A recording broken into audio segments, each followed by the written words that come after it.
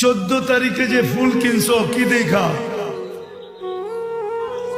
আরে তুমি কিনো নাই, কিন্তু এখানে কিনছে এরকম লোক বহুত আছে।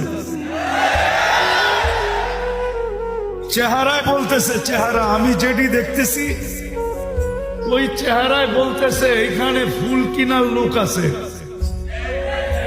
14 তারিখে কিনছে তো 14 তারিখে যে ফুল কিনছো তুমি কি দেখা? দুটা জিনিস দেখা কিনছে। প্রথমে তো রঙও দেখছে, ঘ্রাণও দেখছে।